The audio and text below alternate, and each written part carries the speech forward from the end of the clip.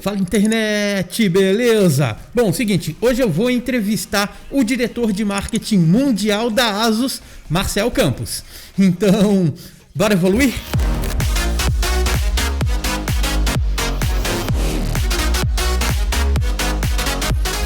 Olá, eu sou o André Lane e sejam bem-vindos ao Back to Basics. E não se esqueça, aqui embaixo tem um botãozinho para você se tornar membro do canal. Ajude o Back to Basics para que eu possa continuar a gravar os vídeos para vocês. Não se esqueça de se inscrever no canal para receber os futuros vídeos. E esse vídeo é um oferecimento de Media Tools, vendas de equipamentos fotográficos. Bom, se você reparou que eu estou usando máscara dentro de casa, a resposta para isso está no primeiro comentário fixado aqui. E esse vai ser um resumo da entrevista que teve 2 horas e meia e está disponível na íntegra para quem é membro do canal, beleza? Então assiste os principais momentos dessa entrevista.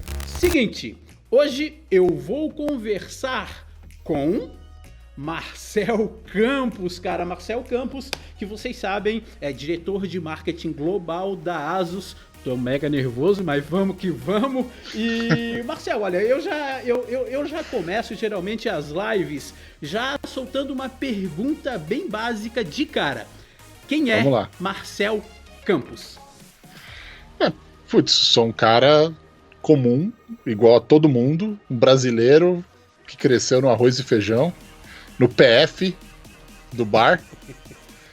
Fui tudo na vida já, comecei, né, trabalhando como office boy, né, hoje em dia já não existe isso, hoje é o motoboy, né, cara? Motoboy. É, mas eu era o office boy, né, o cara que na empresa ia pagar as contas, era assaltado, tudo acontecia com o office boy de errado.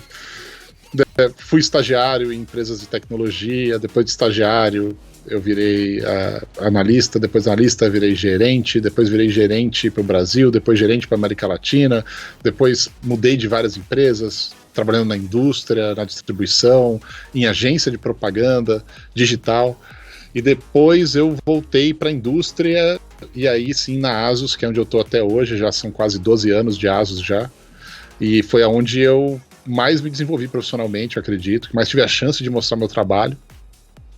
E hoje eu sou o diretor global de marketing da ASUS, né? A gente faz muita coisa remota, ainda mais essa situação que tá rolando, mas esse sou eu. E também tem o canal no YouTube, virei youtuber no meio do caminho também com essa história toda. Cara, é muito interessante porque você foi um cara que abriu muitas portas para muita gente do YouTube Brasil, né? Enquanto o pessoal de outras empresas nunca teve esse pensamento de dar uma oportunidade maior para quem é gerador de conteúdo, e sem se importar muito se o cara tem 1 milhão de inscritos ou se o cara tem 20 mil inscritos, que eu já vi você falando em canais que estavam começando na época, entende? Então, cara, foi um crescimento, é uma coisa que eu pelo menos acompanhei bastante, eu admiro bastante, mas eu já falei, não vou ficar de puxar saquice aqui na live, não. Cara, hoje em dia tu mora nos Estados Unidos, né? E assim, cara, como é que foi o lance de tomada de decisão para ir morar fora do país, levar a família? Porque eu vejo sempre que você é uma pessoa muito família, eu também, família é tudo. E como é que foi esse lance, hein, de ir para os Estados Unidos? A tomada de decisão foi uma grande necessidade. Como é que foi? Putz, cara, foi um processo, bom, sei lá. Eu sempre... Meu pai nunca foi rico, meu pai nunca teve grana sobrando, mas ele sempre tentou dar pra gente acesso às coisas, sabe? Pra mim e pro meu irmão. E uma das coisas que ele fazia questão era de, conseguir viajar ano sim, ano não, pra algum lugar diferente. Ele tentava o máximo possível, né? Então ele levou a gente algumas vezes pros Estados Unidos pra conhecer, até porque ele era jornalista, né? Meu pai ainda é jornalista. Então ele conseguia às vezes viajar a trabalho e ele pagava só a nossa passagem, isso diminuía muito para ir para algum lugar, diminuía muito o custo. E eu me lembro as primeiras vezes que eu vim para os Estados Unidos, e eu achei muito diferente do Brasil, e eu gostava de muitas coisas que tinha nos Estados Unidos e que não tinha no Brasil, principalmente ao longo do tempo, conforme você vai indo mais, você começa a perceber respeito às pessoas e ter facilidade para você adquirir coisas, comprar coisas aqui não é o fim do mundo, sabe? Comprar um carro não é o fim do mundo, comprar uma casa não é o fim do mundo, comprar qualquer coisa nova que sai, você tem condição de comprar, não vai acabar com você, sabe? Faz parte do dia a dia. E aí no Brasil eu fazia a comparação, né? Eu batalhando lá para conseguir me sustentar, só contraindo dívida e pagando para o banco, e eu não conseguia ter as coisas que eu queria. Então esse sentimento sempre existiu de alguma maneira, mas o que fez a decisão acontecer mesmo, eu já estava casado, já estava com a minha filha, a Júlia, já a minha primeira filha, né? Tenho 2 hoje em dia. E minha esposa foi assaltada em Santo André, que a gente morava em Santo André, ela foi assaltada de dia, meio-dia, indo na padaria, perto da Padaria Brasil, para quem conhece, a brasileira, que fica, acho que fica ali na Rua Natal, não, na Rua Santo André. Tem várias brasileiras lá em Santo André, mas tem uma rua que chama Santo André, ela fica lá. E ela foi assaltada de dia, e levaram o carro, e quase levaram minha filha junto. Nossa. Com o carro. E aí foi nesse dia que eu falei, não fico mais aqui, cara. Não fico mais aqui, não dá mais. Tipo, essa foi a gota d'água pra mim. E aí, dentro da empresa, eu falei, olha, eu não quero mais ficar no Brasil. Eu quero mudar, eu quero ir para outros lugares. E na época eu tava topando ir para quase qualquer outro lugar que me mandassem, cara. Desde que fosse um país de primeiro mundo, como a gente fala. Né, então, eu me lembro até que na época eles falaram assim, eles falaram assim, pra onde você quer ir? Eu falei assim, putz, pra mim é Estados Unidos ou Canadá, né? Eu prefiro Estados Unidos por causa da temperatura e tal. Canadá, o lugar mais frio dos Estados Unidos é o mais quente do Canadá, então é melhor ir para os Estados Unidos, né? E aí eles falaram, isso é meio difícil, tal. E aí o VP, né, o Eric Chen, que é o VP de vendas e marketing, né, global, o cara que pertence ao board da empresa e tudo mais, ele falou para mim assim, acho que Estados Unidos vai ser mais difícil, vamos ver. Pensa na Europa. E aí, tá bom, aí eu comecei a pesquisar a Europa. Acho que eu fiquei uns 4 meses pesquisando a Europa, depois de ter pesquisado os Estados Unidos, aí eu cheguei para ele e falei, olha, ou eu vou para Alemanha, ou eu vou para Espanha. Era um dos dois. Né, e eu tava bem tendendo a ir para Alemanha. Aí ele pegou e falou, não, a gente conseguiu transferir você para os Estados Unidos, não tem problema. E aí me transferiu para os Estados Unidos. E como eu estava viajando muito, o escritório da ASUS fica na Califórnia. Fica lá no Vale do Silício, né? E como eu estava viajando muito, então tanto faz o lugar que eu ficasse. Então eu fiquei como funcionário remoto, morando na Flórida, então eu escolhi morar aqui perto de Orlando, e viajando pra cacete, viajando pelo mundo todo, trabalhando pelo mundo todo, e tem sido uma loucura desde então.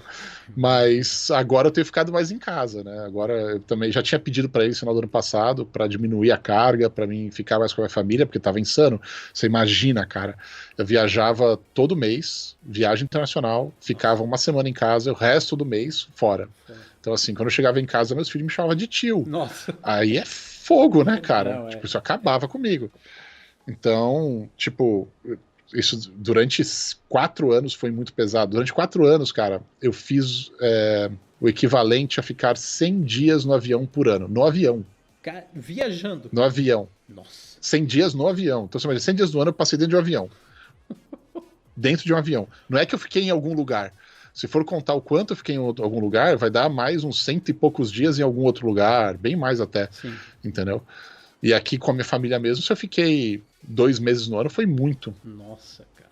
Então foi muito, tava muito pesado, os últimos 4 anos foram muito pesados, né? Então esse ano aqui era um ano que eu tava me programando, pedindo para diminuir isso, eu ficar mais com a minha família, agora que a minha filha tá com 10, meu filho tá com 6 anos. Então é um momento diferente. Cara, assim, né? É o que o cargo exige, né?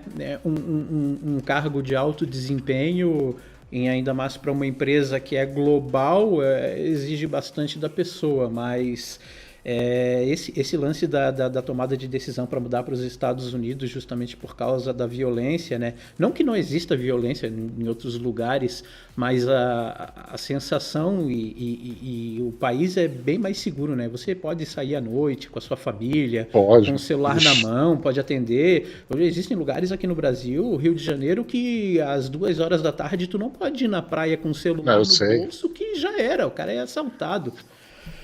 Eu viajava pelo Brasil todo, né, cara? Na época que eu fui gerente de marketing no Brasil, durante muito tempo eu viajava pelo Brasil todo. Eu sei muito bem como é. E quantas vezes eu fui assaltado, quantas vezes minha esposa foi assaltada, mas igual aconteceu a última vez que ela foi assaltada, que quase levaram minha filha, eu falei, não quero correr esse risco de novo, sabe? Deixa eu te fazer uma pergunta. Eu sempre vi você mostrando muito interesse por fotografia, né? Então a gente vê campanhas que foram criadas, que é, né, nós amamos foto, né? We Love Photo, que vocês fizeram do Zenfone 5, que eu inclusive participei do lançamento aqui pelo canal. E assim, cara, me fala uma coisa, né? Eu sei que você gosta de fotografia, mas me diz se você sempre fotografou ou se você é um cara que levou um pouquinho mais pro lado de ter uma câmera DSLR, alguma coisa do gênero, ou sempre foi mais um fotógrafo de viagem, essas coisas. Tu tem alguma experiência com fotografia? Ah, porque tem, né? Tipo, na faculdade de propaganda e marketing que eu fiz, a gente estudou fotografia, aprendeu o básico ali, né? De como fotografar, na época que tirava foto com câmera de filme ainda. Uhum.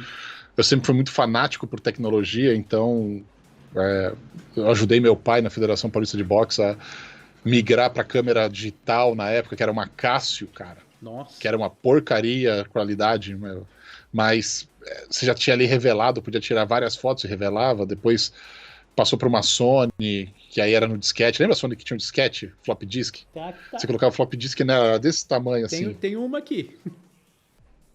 Pois é, cara. Então aí passei por uma dessa, aí era mais fácil, porque eu tirava as fotos direto, tinha uma qualidade um pouco melhor. Uhum.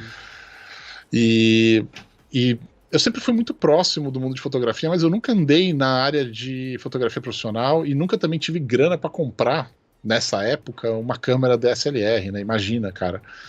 Né? Então, ainda mais que depois que apareceram as DSLRs, né? Nunca fui para esse lado. Mas eu sempre fiquei muito próximo da fotografia como um cara que admira fotografia. Uhum. Um cara que curte fotografia, que é amante de fotografia e que adora tirar fotos. E eu sempre gostei muito das câmeras compactas, point shooting. Essas eu tive várias diferentes, assim, né? Então eu ainda tenho uma Sony, uma HX1. Eu comprei uma vez uma Sony. Lembra uma Sony que a propaganda o cara colocava dentro do envelope, enviava, que é fininha assim? Lembra. Eu ainda tenho essa câmera. Pois é, cara. Então eu era muito fã dessas que eram point shooting, né? Então eu nunca fui para as outras, né? Eu gostava de algumas coisas específicas que a point shooting podia dar para você. Mas eu sempre estudei muito a fotografia, eu estudei muito o hardware, estudei muitos tipos de câmera que tem. Sempre fiquei muito por dentro do que tinha, apesar de nunca realmente pegar e investir num hardware mais potente, sabe? Uhum. Ir para uma Canon, ir para uma Nikon, uma D300, alguma coisa do gênero, sabe? Nunca pensei em ir para esse lado, uma EOS, nada disso. Sempre fiquei mais na point shooting mesmo, que tinha tudo pronto ali. Cara, mas assim, essa experiência do que a gente tá vivendo é muito incrível. Mas eu queria te perguntar sobre outra experiência que você tá vivendo agora, que é a experiência como produtor de conteúdo. Espera aí, o cara que é diretor de marketing mundial da ASUS ainda arruma tempo para ter um canal no YouTube, para fazer live, para trabalhar com isso, que não é fácil, que você que tá aí do outro lado pode pensar que é só ligar uma câmerazinha e começar a falar, meu amigo. Não é bem por aí não, que é um trabalho bem difícil, você precisa estudar bastante. E eu queria que tu falasse um pouquinho.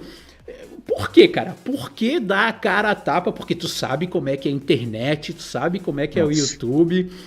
Por que essa decisão de começar a falar de YouTube, de ser influenciador? Vamos falar essa palavra aí. Mas acho que a palavra influenciador, ela vem de uma intenção, né? Uma pessoa que é capaz de mostrar para outras pessoas um outro ponto de vista, né? Uhum. Eu acho que influenciador vem dessa intenção. Mas o que acaba acontecendo às vezes é que influenciador acaba levando as pessoas para tomar ações ou pensarem de um jeito que não pode não ser o melhor jeito. A melhor maneira de um influenciador ser um influenciador, se a gente for levar isso a sério, é ele influenciar as pessoas a pensarem por si só. Né, dar a ferramenta para elas conseguirem pensar e desenvolver o raciocínio lógico e crítico por si só. Porque senão você vive no discurso de alguém. Né? Você vive atrelado a um discurso. E discurso é uma coisa que a gente aprende na faculdade, né, nas aulas de filosofia, de sociologia, a gente aprende que discurso ele não tem dono. O discurso, ele vai passando de uma pessoa para outra, o mesmo discurso. A partir do momento que ele é repetido, ele passa, ele ganha voz, ele ganha ownership, como a gente fala, né? Ele ganha um dono na voz de outra pessoa. Então, às vezes um discurso que ninguém dava bola para alguém que falava alguma coisa, outra pessoa fala a mesma coisa e repercute. Então, é muito complicado você se apegar a discursos. É mais importante, eu acho que mais interessante as pessoas aprenderem a irem atrás da informação por elas mesmas, não acreditarem né? Em empresa, em influenciador, em mídia. Não é que você vai deixar de consumir o conteúdo que essas pessoas criam, muito pelo contrário, você vai consumir muito mais. Muito mais você tem que consumir, porque você tem que adquirir informação de todos os lados. Às vezes é engraçado, porque às vezes eu tô essa situação que existe no Brasil hoje, né? Você falou até, do tipo, tá muito polarizado, as pessoas estão muito raivosas, né, nas redes sociais, porque não tem macho também que fala que vai me pegar na mão. Não ao tem. Vivo é outra coisa. O cara xinga, é lógico, o cara xinga ali por trás da internet, ele se protege, né, no anonimato, na distância.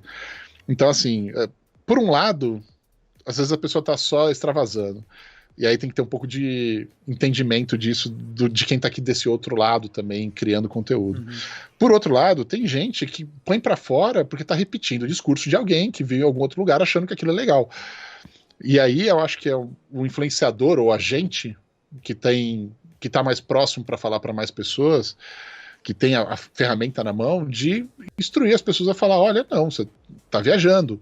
Às vezes eu dou like num cara que fala bem do Bolsonaro. E depois aí vem alguém que fala mal do Bolsonaro e fala, não acredito que você deu like nesse cara. Aí vem alguém, eu vou lá e dou like em alguém que tá falando mal do Bolsonaro, porque falou uma coisa que faz sentido.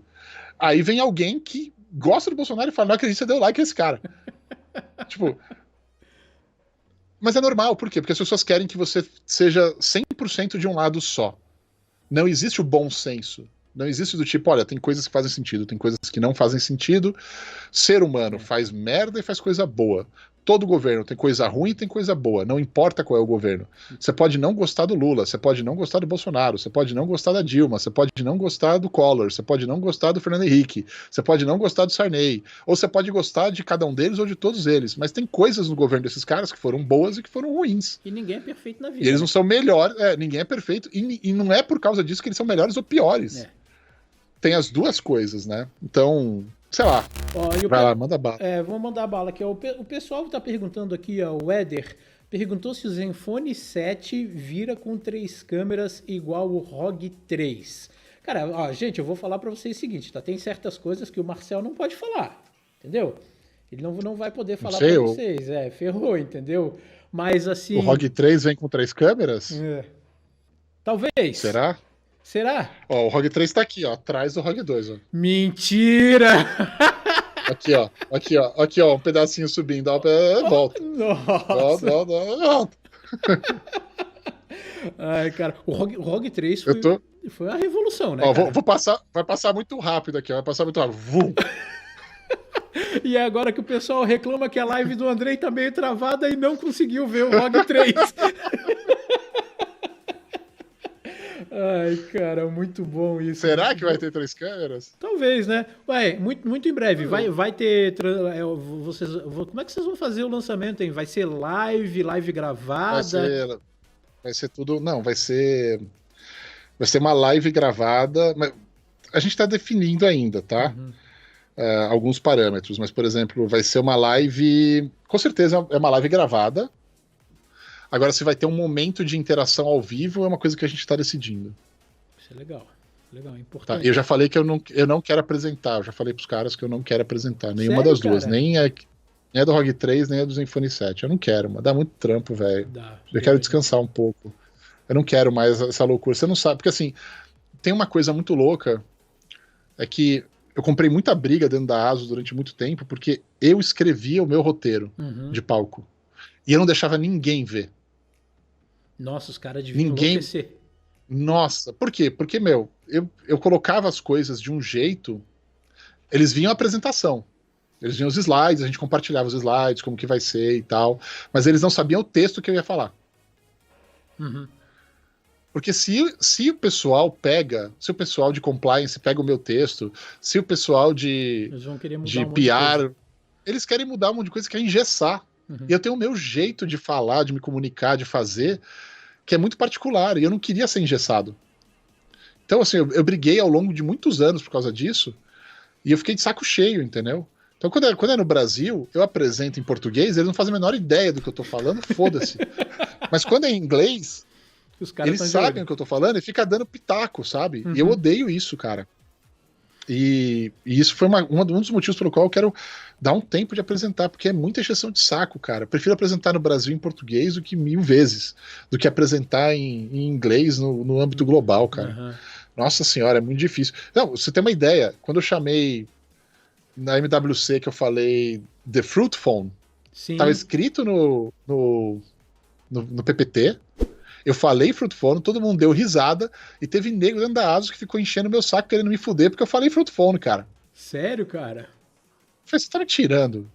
Tem, sempre tem, mano. Toda empresa, corporação tem.